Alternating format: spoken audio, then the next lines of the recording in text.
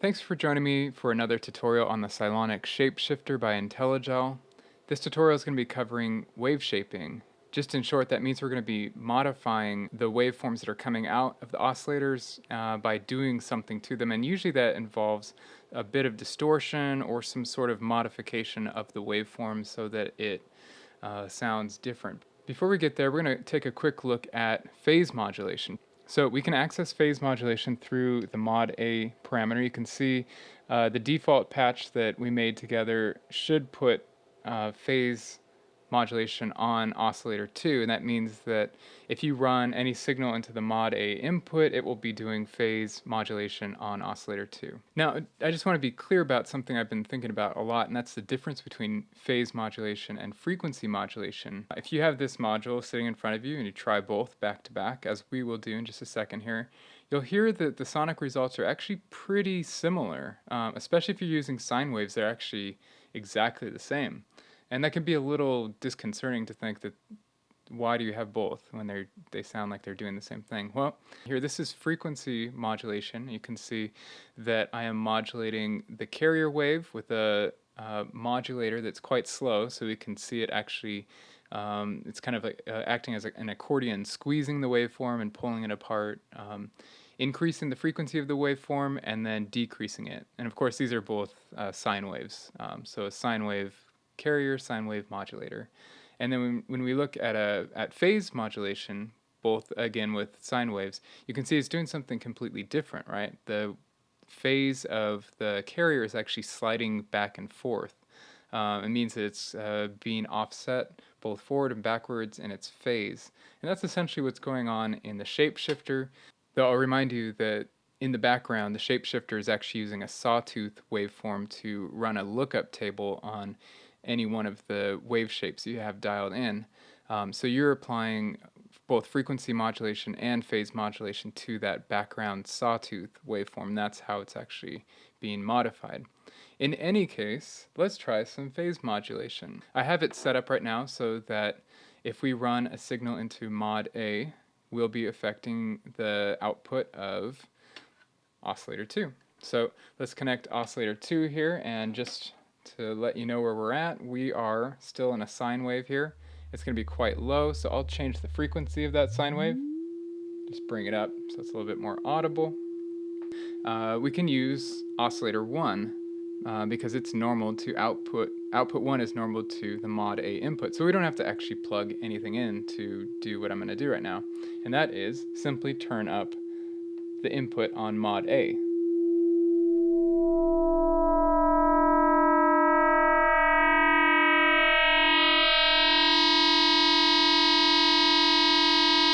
Let me go and pause right there right now. I want to point out this LED. This is showing you that I've set the gain above unity at this point, and we're actually distorting the sine wave on oscillator 1, distorting that as it comes in. So you can certainly do that. It's just letting you know that you've actually, it says under here, it says peak. It says that you've added too much gain. So just want to clear up what that was, and I'll turn this back down. You see it goes away.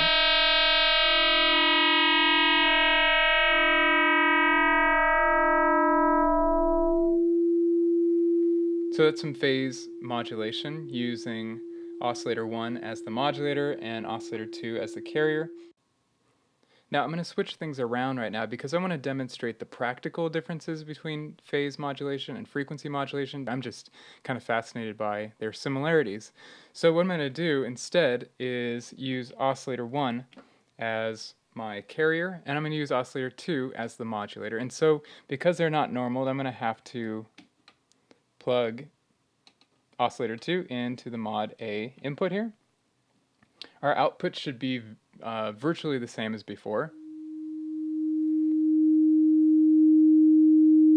And when I turn up mod A, I'm not getting anything. That's actually because I've set the mod A input here to phase 2, and I need to change that to phase 1. Now we should be getting it. Let me turn that back down.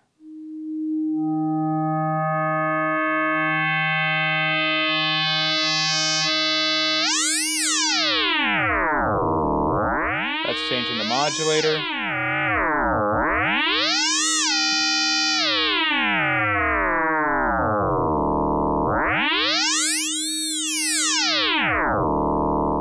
Now what I want to do is demonstrate something not using sine waves.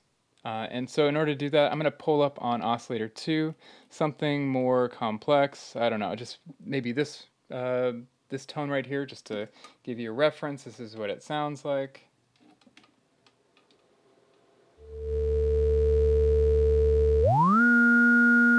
Okay, so we know what that sounds like. Now I need to plug that back in. And now when we do phase modulation, I want you to listen to the pitch of this as I turn this up.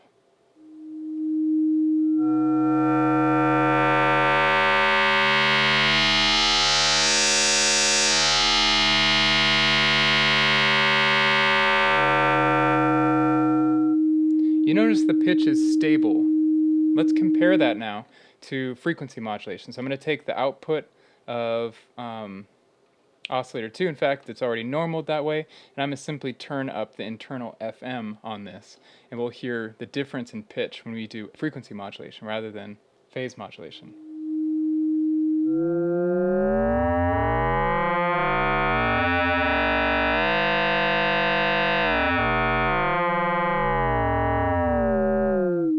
You can hear the pitch actually rises, right? And here's one more comparison. Phase modulation, pitch is the same.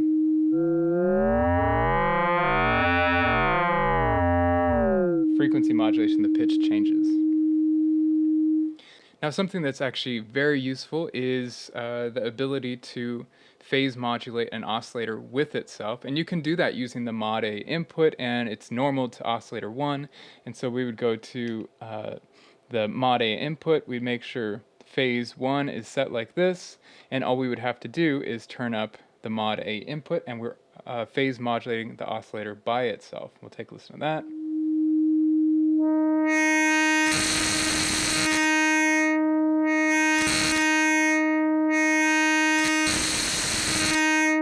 You notice that's kind of noisy, but I will tell you this ability to phase modulate something by itself, and you have this feedback effect, is actually built into the module, and it's controlled a lot better under the name tilt. It's doing the same thing. It's phase modulating the oscillator by itself. So I'll tell you what, we'll check that out by turning off phase 1 here. We'll set that back to phase 2. Okay, so now we should have a clean sine wave on our output. And now what we're going to do is go to the tilt button here, turn that on, and you'll see we have tilt and we have some amount that we can dial in here.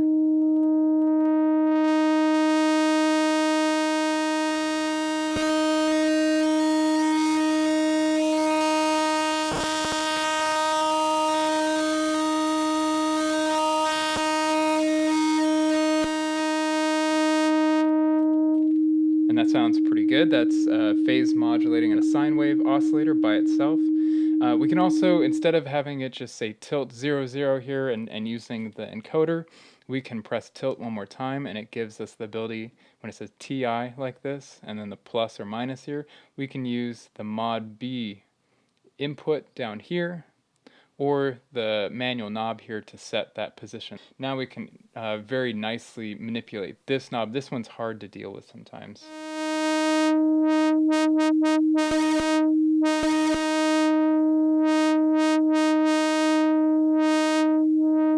Which means, of course, that we can use any sort of oscillator, say like our triangle LFO here, go into mod B, and when we turn up that gain, you'll see that you'll start to get some modulation going on here.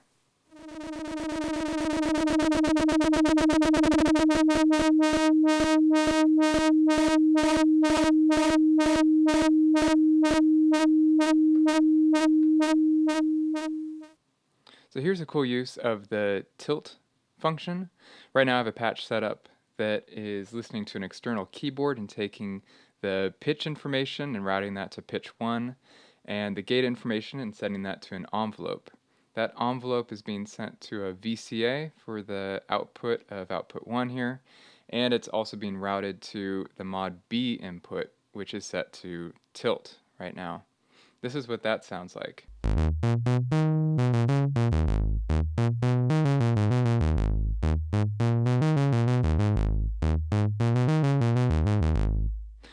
by changing the mod B parameter up here or on the little attenuator down here, you can change how much bite that bass sound has.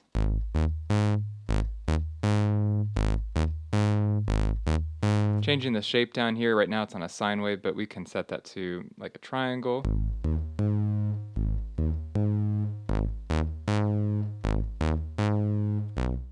So you get the idea. You can change the envelope as well. I'll change the decay time. The sustain point.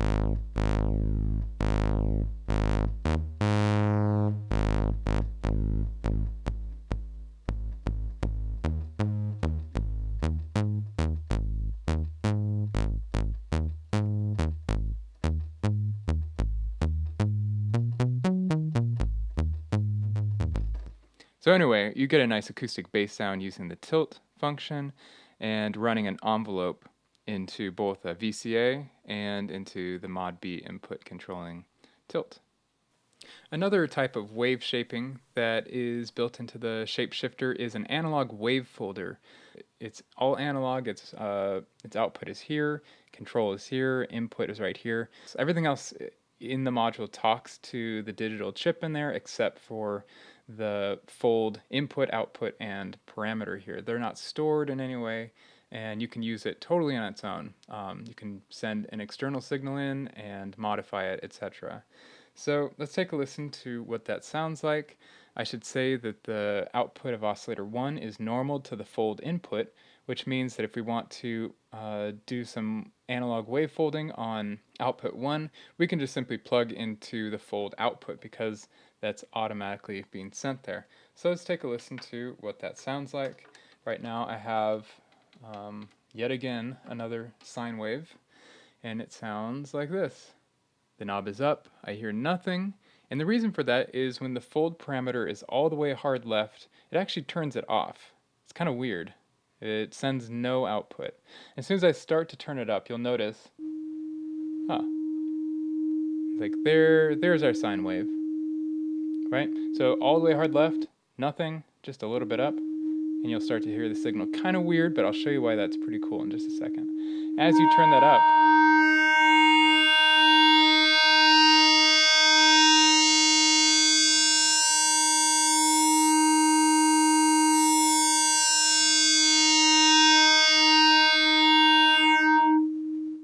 and then all the way off again. Sounds really nice. That's on a sine wave. You can certainly try it on any different waveform.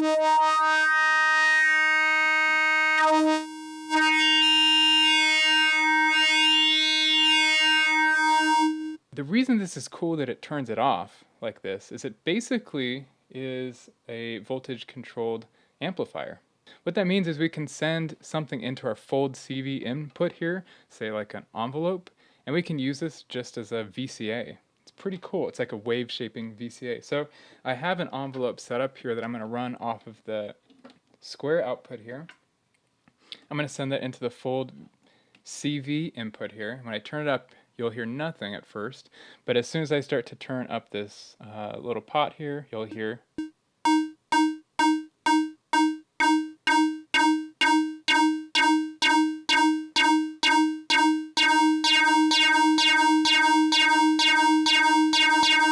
That's kind of a cool extra feature that you have a VCA built into this. It's a wave shaping VCA, but hey, it's a VCA nonetheless. Lastly, I'm going to be going over the combo modes. This is maybe a difficult to understand subject. Basically what it's able to do is, since it's digital, it's taking the digital information stored in oscillator 1 and oscillator 2 at every given moment, and it's combining them one way or another. By default, we've set up the combo mode so that it's off. We can check that by pressing combo mode, and you can see it says oscillator 1, which basically just means oscillator 1 is not being combined with oscillator 2. And that's how you're going to be using this most of the time unless you're dialing in one of these combo settings. The first combo setting that we have is ring, and that means ring modulation. It's simply multiplying the digital information that represents oscillator 1, oscillator 2, and giving you a digital ring modulation. That sounds like this. I'll play at the frequency a little bit here.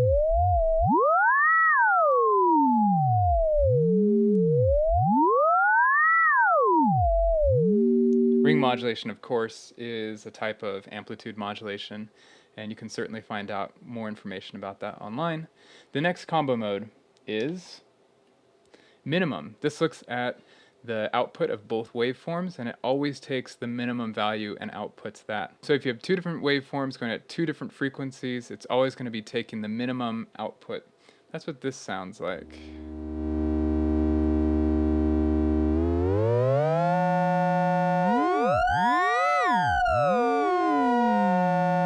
I'll set Oscillator 2 into LFO mode.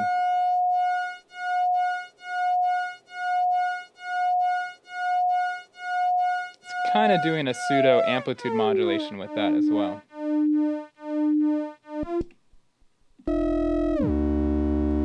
The next combo mode is Pong. The way Pong works is there's basically three parameters. It's looking at both waveforms, and if the waveform of Oscillator 1 is positive, it will take that and output that.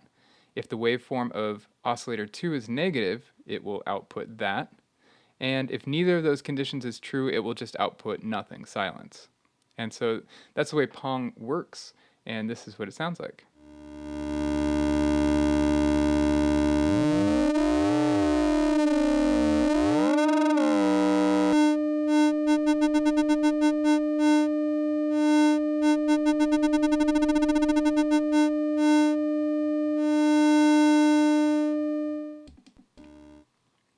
The next combo mode is Interleave.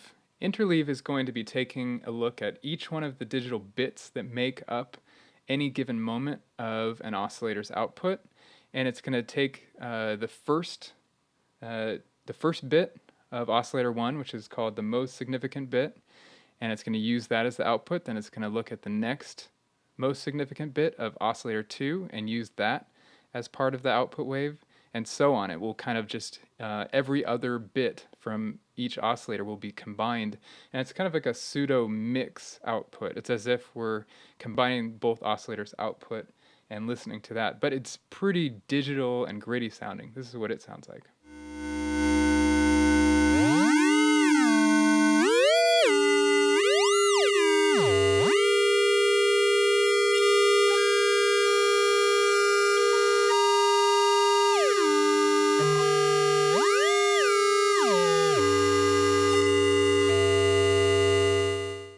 The next combo mode is AND.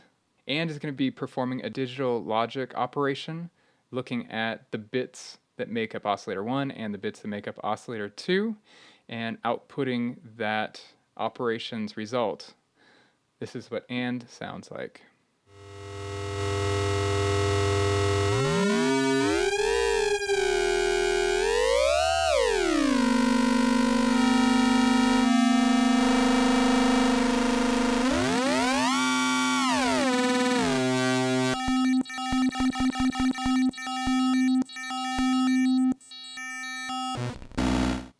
The next combo mode is exclusive OR. Similar to the AND combo mode, it's performing a digital logic operation on the bits that make up Oscillator 1 and Oscillator 2. By the way, if you're confused how AND and exclusive OR work, there are plenty of resources on the internet. In any case, this is what the exclusive OR output sounds like.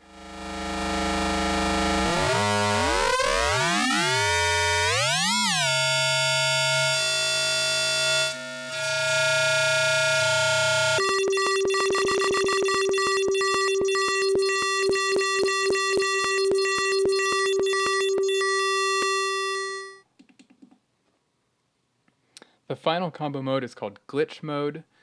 You'll have to check the manual for the exact explanation of how this works. It basically is performing a digital logic operation like AND and exclusive OR, but it's also bumping the phase of both oscillators. When one of the bits changes from 0 to 1, it will actually push both oscillators a little bit to the left and the right, and it causes it to sound glitchy. So that's the goal here. It's just to make the waveform's pretty noisy sounding, and that's what you get here.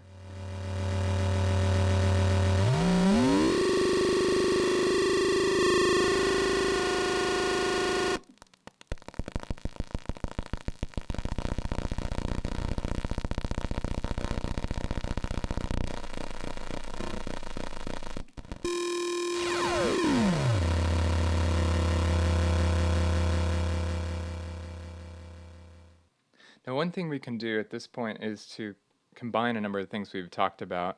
And the way we're going to do that is by layering several different types of processing.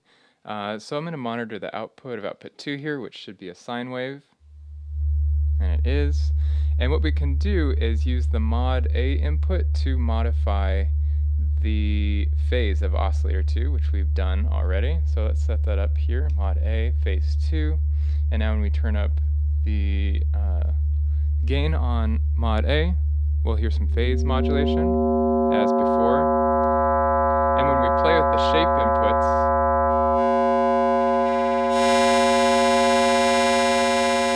we'll get a nice variety of tones coming out of that. We can also start to play with some FM here as well, and see what that does.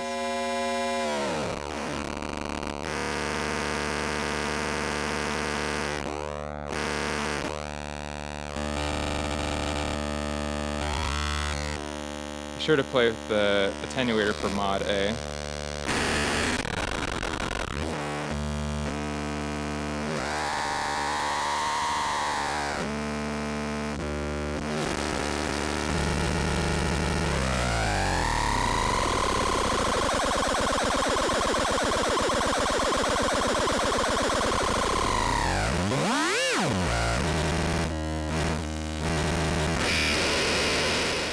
And that's all without changing any of the wave banks. You can see both of them are set to basic 1, sending out just the basic waveforms. Now, in addition, we can change some of the combo modes here and explore the different sonic possibilities using FM and both the shape parameters and mod A changing phase.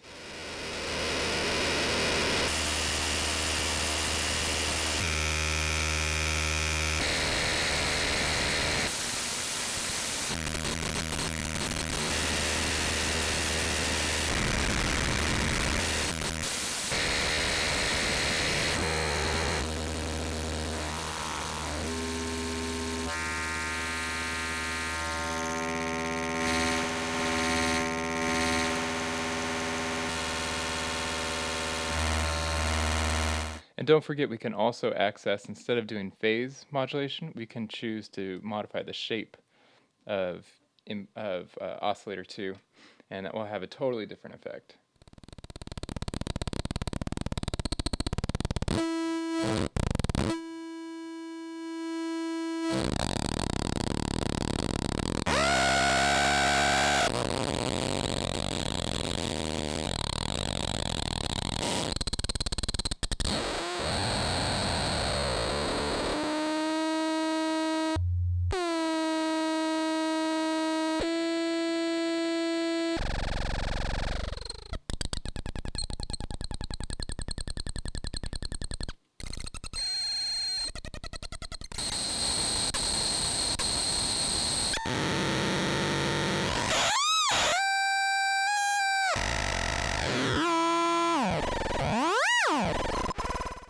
So anyway, there's a lot of cool combination possibilities going on here by layering different effects.